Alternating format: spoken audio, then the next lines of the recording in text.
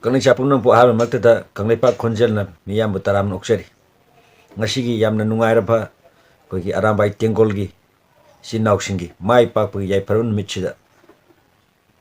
nungai ba phongdok chabaga loina yai phamangol su bijeri makha ta basu aikoi gi thabak thoram khongthang khuding makta mai pak pu obiu amasung miyam gi amasung kanglai chaki yai phanabagi damakta khonang thangjen biu haina haije baga loina ishwar da gisu thongni jage loina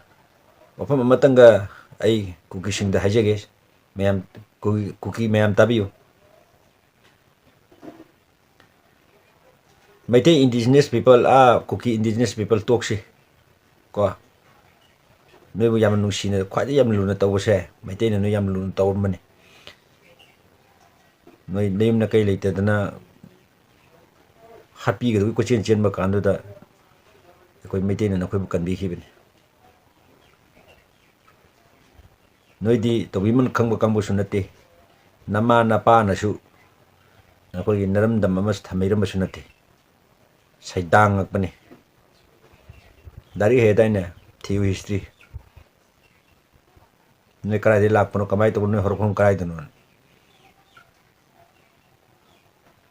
adu phajana thiu ko adu maite ne noi jinung sidna thambire lemina ji aidana leminare yare maite kaisum haidi chalo chu haidi phaiye ju haidi phate ju haidi aso nu sine lemina is den noina yamna takat na lambiu ga yoksala si kamai to no ba nang maite khoi ipai ipugi poro ma tadri male ngasi tajawro phamba chalaga lepa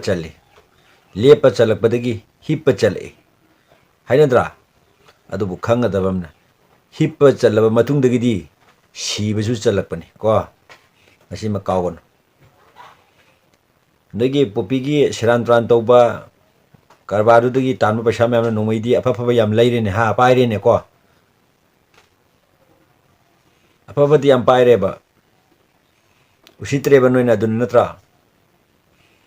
hojidi upai lektamina Assam Rifle Central Army longthok biro mo haire ba natra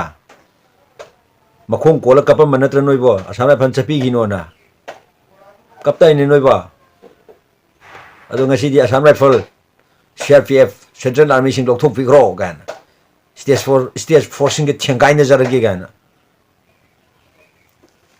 yage popi hura ma myam dagi drug ki karbar dagi phang pa paisa myam duna lei jiba khulai myam du yor ami na tra